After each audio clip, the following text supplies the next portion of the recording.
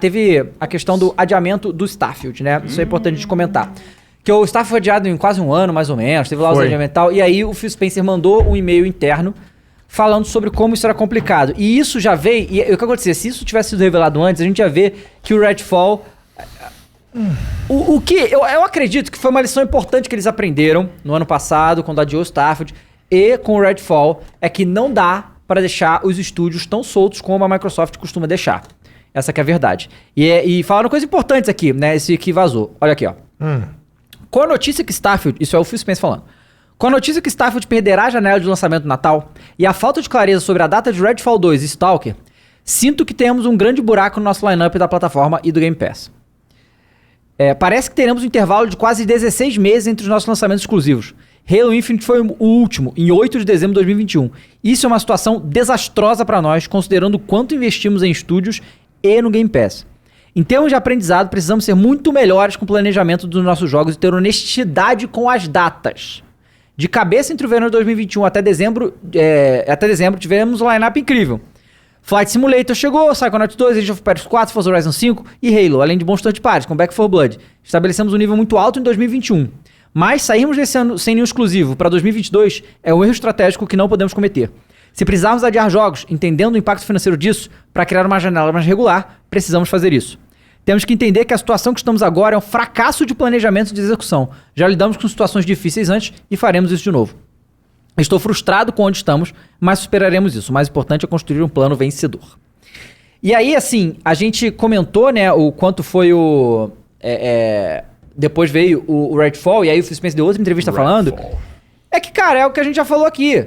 Não dá pra deixar correr. Tem que ter supervisão, tem que ficar em cima dos caras. Quando ele fala a parada que a gente tem que ser mais honesto com as datas, isso é muito sério. Porque o que ele dá a entender? Ele dá a entender que os estúdios chegam pra ele e falam, não, a gente entrega aqui com certeza. Aí chegou um mês antes e falei, não dá não, precisam de um ano a mais. Então assim, os caras não estavam sendo honestos com as datas desde o início. Porque pelo que o Phil tá falando, e não tem por que tá mentindo aqui, não foi público isso, foi interno, não é a Microsoft que decide as datas. A Microsoft deve falar quando eles gostariam, mas não são eles que obrigam os caras a lançar nas datas, né? Pelo que ele tá dizendo aqui. Então, assim, parece que os estúdios com medo de... Porque, obviamente, que adiamentos geram situações, né? Porque há uma expectativa, os caras prometem... O próprio estúdio promete uma data que não consegue entregar, e aí fica essa zona. Então, basicamente, o próprio estúdio se coloca na situação de pressão. Porque não consegue entregar, entendeu? E aí o que acontece isso? Isso provavelmente é o chefe do estúdio que chega e fala isso pra Microsoft. Como a Microsoft, né, entenda as lideranças, não acompanha esses projetos de perto, tipo, cada parte do processo e tal, eles não sabem se é verdade ou não. Eles acreditam que, vamos lançar tal. Aí eles acreditam, beleza, confiamos em vocês. Já dá pra ver que não pode deixar solto assim, isso né? Isso vai muito ao encontro, David, do que a gente viu na repercussão do Redfall. Que foi, né, infelizmente, muito abaixo das expectativas. O Phil, ele endereçou um pouco disso, né? O Phil falou, ele se desculpou diante da comunidade e falou, realmente, precisamos reajustar ou readequar o nosso controle interno sobre o que os estúdios estão fazendo e falando especificamente da Bethesda. Porque a Bethesda, ela opera até hoje de forma autônoma, né? Tem um time de PR próprio. Tô citando a Bethesda aqui porque o Starfield é da Bethesda e a gente tá falando sobre ele. Mas a Bethesda, por ter uma operação já muito pronta por fora, inclusive do ponto de vista de PR, de agências, até hoje a gente lida com, até para recebimento de códigos e conteúdos, a gente tem uma outra pessoa, né, que manda pra gente esses conteúdos da Bethesda, não é a Microsoft que faz a operação. Então eu acho que isso vai muito ao encontro do que o Phil falou, de ter um controle melhor sobre algumas operações e especificamente a Bethesda precisa desse endereçamento. Depois do Redfall, essa foi a grande lição que eles tomaram. Agora o Starfield, o adiamento já tinha sido falado, né, já tinha sido anunciado, ele foi lançado quase um ano depois da previsão original, que era 11/11 de 2022. E sei lá, que bom que foi adiado, na real. Claro, Se claro. Se não fosse adiado, o jogo ia lançar muito problemático. Com certeza, com certeza. Ele saiu com alguns problemas já, né? De visual e tal. Então, e outra coisa, assim, que bom. Que bom que a Microsoft não é essa empresa que fica, e aí? Exato. Tá pronto. Que bom, né? Isso é bom, porque você acaba atrapalhando todo um plano que tem as desenvolvedoras. Agora, essa é a questão, né, cara? A desenvolvedora se colocar essa pressão que é o esquisito. Sim, sim. É porque assim, como a Bethesda está agora, como ela é parte de um conjunto muito maior de operações, eu acho que é muito complexo. Eu tô pensando aqui, é até difícil de mencionar, né? Dimensionar na nossa cabeça.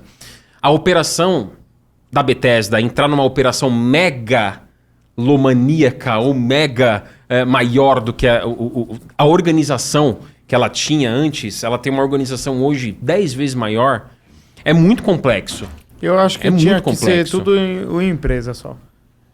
Você diz unificar com a Microsoft. Ela controlar totalmente. Mas criar setores para isso? Não. Mas algumas as agências de PR, por exemplo, ser a mesma que a da Microsoft, entendeu? Entendi. No caso da Bethesda, faz mais sentido. Tá. Sim. Tá. Porque é a comunicação, entendeu? A comunicação é a mesma. Sim. Unificar a comunicação, né? Marketing também. Sim. Desenvolvimento eu acho que não. Os devs do jogo são separados. Claro, e tem o ponto de que, quando você dá uma data, não é só que a galera tá esperando o jogo, mas começa um outro time trabalhar, que é a galera do marketing. Claro. Então começa toda uma segunda preparação de preparar o terreno para a chegada do jogo. Expectativa, né? Enfim, tem toda uma questão aí. Mas, cara, assim, dessa notícia, o que me deixa realmente feliz é que não tem essa pressão. O que é diferente de fazer... É que assim, a gente estava falando há um tempo atrás aí que o próprio Phil Spencer deveria estar mais presente. Que foi no caso do Redfall. No caso do Redfall, certo? Uma situação é você estar presente, é você estar acompanhando, monitorando. Uma coisa é monitorar. Outra coisa é você ficar, e aí, vai logo, e aí, vai. Porque aí é foda, né? Pra qualquer um, não é só pra empresa, pra qualquer trabalhador, pô. O seu patrão, e tem cara que é assim, né? Tem patrão que é assim. Opa. É foda. Mas, cara, é isso, sabe? Que bom que não é assim que funciona. E, cara, seria bem esquisito a própria empresa se colocar essa pressão toda, porque acaba atrapalhando somente seus funcionários, né? Total. E assim, botar pressão, aquela né? coisa que a gente fala hoje em dia, a gente tem uma consciência que no passado não era tanto, porque a gente teve, desde que começou a geração online e a possibilidade de lançar patch para os jogos, tem lançado cada vez mais jogos quebrados, né? Esse ano, surpreendentemente, teve vários grandes lançamentos que saíram quebrados, sim, mas a maioria saiu bem, né? E teve muito lançamento. Teve muito lançamento, foi insano. Mas, e aí a gente já tem a consciência de que adiar o jogo é melhor que lançar o jogo quebrado, sem dúvida. Só que adiar o jogo não é sem consequência, né? Exato. Não é. Porque quando você adia o jogo, porque assim, galera, os caras fazem um planejamento financeiro, aí esse jogo aqui vai ficar em desenvolvimento por 5 anos, tá? Aí o orçamento é tanto. Se você adia em 1 ano, o seu orçamento aumenta para mais 1 ano de desenvolvimento, você entende?